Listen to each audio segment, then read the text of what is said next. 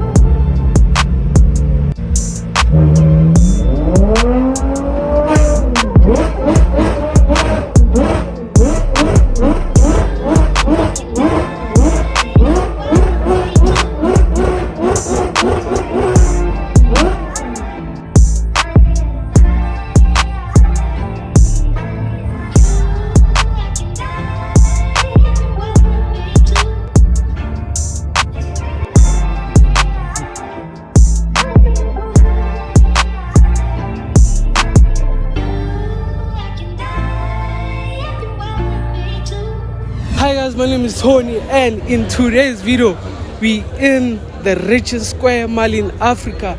You know what I mean, like the richest square mile in Africa, guys.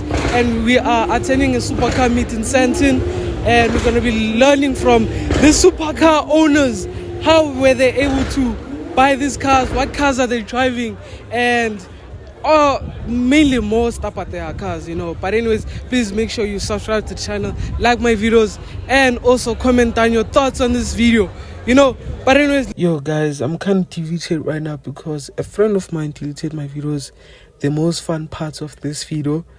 And to be honest, I didn't know if I should keep on posting this video or not post it, but I thought to myself that I'm not gonna let anyone break my heart or break the motion or break the spirit, so we are still posting. So I hope you enjoy the video to the end, and don't forget to make sure you comment down below your thoughts if you want to see more car videos, and make sure you subscribe to my channel. Ferris Beast conversion, one in the country.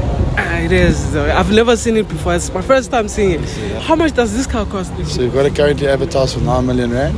9 million rand? Yeah. What do you actually do for a living? So I'm the used car manager of Daytona Direct. I run a company called Daytona Direct. My Ferrari, so yeah, I think it's the F12, the Lambo, Ferris Beast, all your... I just run the used cars. We sell cars for a living. You sell cars. How did you get into business? And how were you able to start this business and able to afford to buy? I'm one of the founders of Daytona and currently a shareholder of Daytona Direct. And yeah, I was just born into it. So I was, my dad's the boss. So in Daytona Direct, there's a few partners, and Daytona as a company, there's a lot of different companies with a lot of different shareholders. My father is one of the guys here. Oh, okay. In terms of the business world, what is the biggest lesson you have ever learned since you started your career? Stay humble, work hard, and just enjoy life. Life's short, so enjoy the simple things and appreciate life. Have you ever been broke before? Never ever been broke before? Yeah. I don't think I'm wealthy, Bruce. I consider myself broke. Yeah, no, you just got to keep on going with it and keep your head up and be positive and enjoy life, brother. What is the power of this car? Horsepower? I'm not too sure exactly, but it's got a G600 Brabus kit in it, so it's got a 600 horsepower G63 kit. So, I don't know a lot. I wouldn't know the exact horsepower, but right now I think it's... So I could find out, I'm not too sure. If you'd go back in time, what would you change? What do you wish you knew earlier in your life? Stick to your knitting, do the best you can, whatever you're going to do it your best ability, and yeah, enjoy life. It's short. Money does actually bring happiness. Of course. Listen, who wants to crown a bus? You can crown a Ferrari, eh? Yeah. But yeah, I think all the guys that have been quite successful. Everyone talks about forex and funny things like that nowadays. But a lot of guys that work hard, yeah, they've done very well for themselves. And in this country, we've got a lot of sports cars. We have a great atmosphere, and that makes my job quite fun. But yeah, just because you drive a Ferrari doesn't mean you're very wealthy, you know. So it also depends on the caliber of person that you are. Cool. My name is Siobhan Mahabir. I do not actually own the McLaren. I work for McLaren or Daytona as marketing manager. So I am marketing manager for McLaren Johannesburg. And yeah, today I came in the Artura, which is an incredible vehicle. So it is around 600 kilowatts, but it's a V6 hybrid. So the hybrid system is taken straight from Formula One. And, the hybrid system is the most advanced technology that McLaren has. What's the biggest lesson you ever learned? Never judge a book by its cover. I know some of the wealthiest people on the planet and the most down-to-earth people on the planet.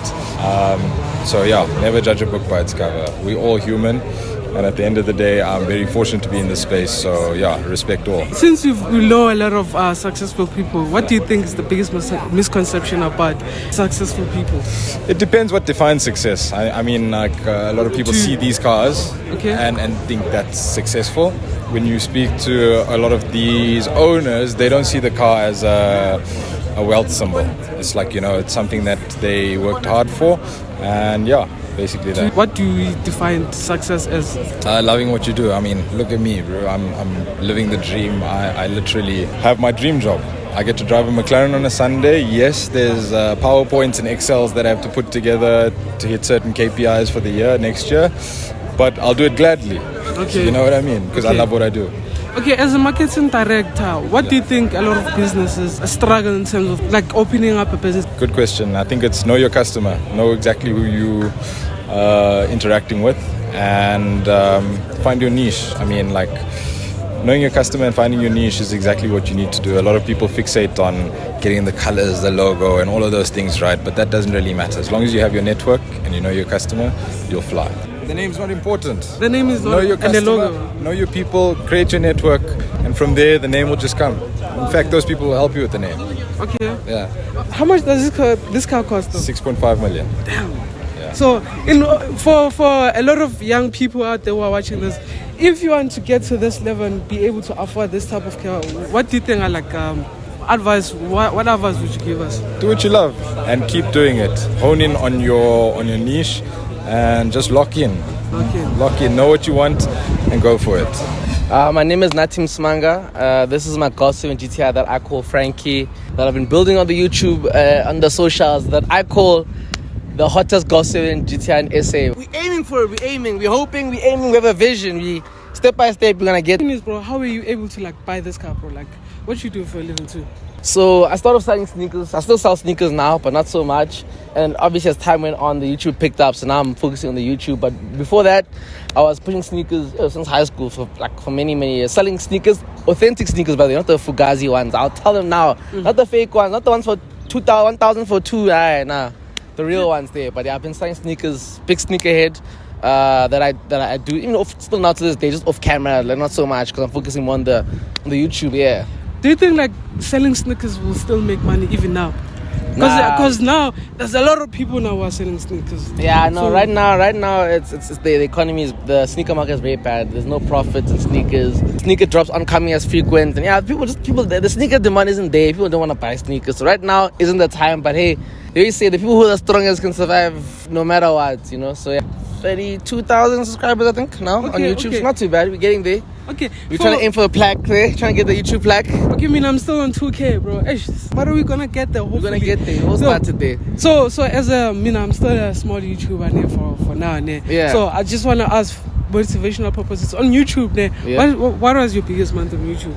I actually don't know, I don't know. I actually don't know, but I haven't checked. I don't make my money through YouTube, through just the brands I work with and selling products. So because of all the products I have in my car, I sell to people, and that's how I do it. So I actually don't make much on YouTube directly. And how were you able to get them? Because you ask, boy. You ask and get no's, boy. You email, you ask, you call, you talk. They say no, you keep trying, boy. Even now, I'm still zamaring. They're still getting quiet, but you keep pushing. Yeah, but you ask. You literally Okay, ask. what's the biggest lesson you've ever learned in your life, bro? No, financially. Financially is like, I always say, you always gotta, sometimes things don't have, you can't always put a time frame to everything, but if you put a plan, it might take a couple months, take a couple years, but if you put a plan, it'll happen. Like, I always believe if you put your mind to it and you write your, but yeah, that's what I always believe in. Yeah. Okay. Because when I started the car now, for my car example, when I first started, I was like, how am I gonna have air suspension, all that stuff? And then I literally wrote it down. Like, I want it. I don't know how I'm gonna do it, but I'm gonna work towards it. So did you buy the car by yourself? Yeah, actually not all of it. My parents put, I think, about like 20% down. Okay. And I paid the rest in cash. We bought the car cash though. It wasn't financed. Okay. That's also why I chose to buy a car that's old. I bought an old car, bro. People know my channel. I bought an old car. I don't buy a new. How old are you when you got the car? I was 19. Damn. Yeah, but this is my first car. This is why I'm not selling. This is my first car. So Yeah. I was like, this is like my baby. I'm gonna buy this car. That's what I'm saying. Like, if you think of it, like, if you really think about it, it's like I took all my money that I had saved, like most of it. I bought a car that was high mileage, second hand, old, and I said to myself, I'm gonna make this thing something. Cause I could have maybe tried to finance and buy like a newer car, one just to be like a normal car. But I said I really wanted to do YouTube, I wanted to do the whole customization thing. So I really I went deep in, but I put my heart, my money where it's at, and I was like, you know what, I'm gonna do this thing. I'm gonna try. If it fails, it fails. But at least I tried. Okay. Yeah. If hypothetically, if you would sell this car, how much would you charge for it? How much would you want for it? I don't know. For me personally, because of the sentimental value to it, I would say over like 350 easily. Yeah, 350, 400k. Because what it means to me. Because if you're gonna buy, you're not just buying a car. You're buying something that means a lot to me. You understand? So yeah, I'll say around that price. Oh, okay. Yeah. Okay. But I'm not selling it though. You're not selling No. it? No. Hey, bro. People always ask me that question, but I'm still finding my feet, bro. Like, I know sometimes it always looks nice, but I'm still finding my feet. You know what I'm saying? I have to make a lot of sacrifice to make this car happen. A lot of things I wish I could do, travel, all that kind of stuff. So I'm still finding my feet. Then now I also want to get to the point where I have like a full business and I have like a team and, you have multiple cars and you have like a really business where you can really like live off it. You understand? So I'm still finding my feet. So I'm still trying. Then now I'm still taking advice from people who are here, asking people, how it's done, and even learning from the YouTubers overseas, bro. Like, I'm still learning. I'm not driving a Ferrari here. Like I said, I have the smallest car here, but I'm still here. Still rapping with the big dogs. But we have the smallest car here. But I have a vision, and hopefully, every. You know what I'm saying? Like, with a vision, I have a plan. I don't know how I'm gonna get there, but if I just keep doing it every day, trying my best, I believe we'll make it. Yeah. I drive a SQ8 to the Porsche 911. I'm in the insurance industry, and I always support Daytona Direct, and they're unbelievable with all their supercars, and I buy all my cars there. All I know, it's fucking fast. Okay. What's the biggest lesson you've ever learned in your life, in the career that you're in? Discipline and hard work. Discipline and hard work. That's correct. How do you set yourself for success? Like when you lose motivation in any business that you're in? You've got to just always pick yourself up and make sure that there's another day tomorrow and you will always do well. Yeah, my name is Shakes. I'm Lux. There's the X3M, so yeah, we're just rocking a daily. It's a daily, yeah. I'm an MG guy, C63. It's about R1 million. We started businesses at a young age. We weren't from well-off families, so we try to find a skill that makes us money, where we can also enjoy it. And we were good to people, we stay good to people, and I think we just built a brand and now we make money from it. And we own a clothing brand called Bun to Gold. And yeah, we've been international. We just came out from New York Fashion Week. So it's been great. What do you think are the right steps of having a brand to succeed? Hard work, dedication. If you have an idea, do it. Like, I see what you're doing with your page. You had the idea, you execute it. That's really what it is. And you keep trying and trying and trying. You learn as you go. You make your mistakes, you correct them, and then... So what do you think are the right strategies of having a brand to succeed, to actually make money? I think the thing is everyone tries to copy one another. So you'll see 100 of t-shirt brands and no one really wants to do the hard work. It's all about aura farming, seeing I have a brand, but no one wants to do the hard work. Fill your boot up with merch, give people, hand out, go sell at the station. I think guys don't want to do the groundwork. We've done the groundwork for over 5 years, and now we're seeing and reaping the rewards over the last 2-3 years. So it's all about consistency, being good to people, like I said before, and you have to do the hard work. Forget about the aura farming, forget about the girls, forget about the clubs. Just keep pushing. Those things will come with time. How long did it take you guys to have your brand rolling? So like I said, we do marketing merch for other companies as well. And we launched our brand over the last 2 years mainly. And like I said, we did the groundwork. We went to Canada Fashion Week, New York Fashion Week. A lot of celebs were our staff, McLaren, a lot of other guys. So Kabza. So yeah, man, we just push as hard as we can. You know what I mean? Like even the previous question that you're asking, you gotta learn from your mistakes.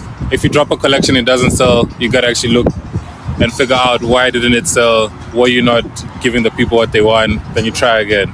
Then you just keep learning like that. Yeah. Do you guys have any certificate in terms of fashion, or if this is something you liked and thought you could do it? So Lux is actually the founder. Yeah, I'm an accountant, bro. I can't stitch a t-shirt to save my life, you know, but we study the game, made good relationships with factories. We own our own factory overseas now. Made good relationship with marketers, built a team that knows what they're doing, and then that's how you do business. We did all the hard work. I mean, Lux, when we started the brand, he won a fashion Mr. Price fashion show. They put him through an internship process. He just learned, bro. I think just the grinding part and learning part, guys forget about that. They just try and like print something on a t-shirt and say, let's do it.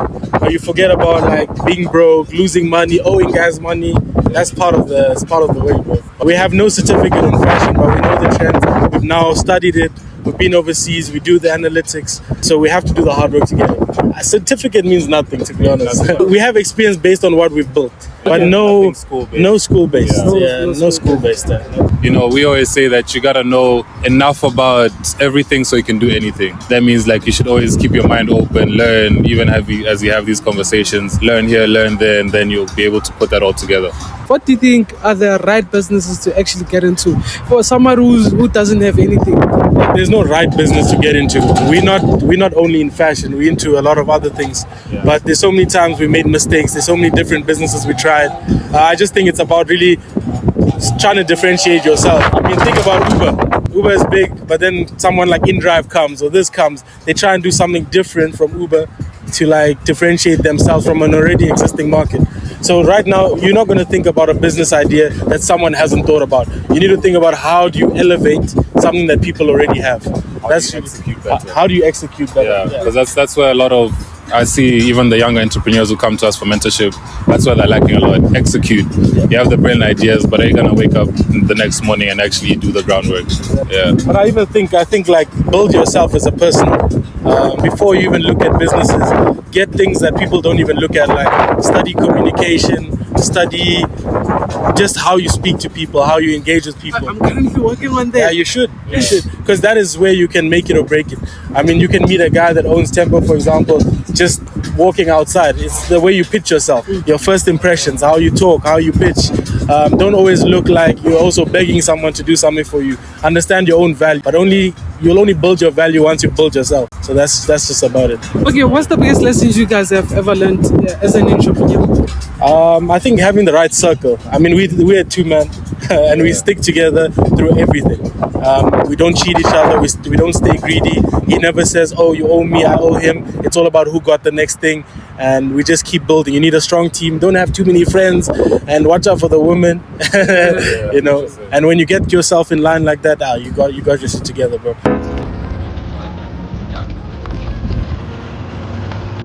Coaches are always doing the moves.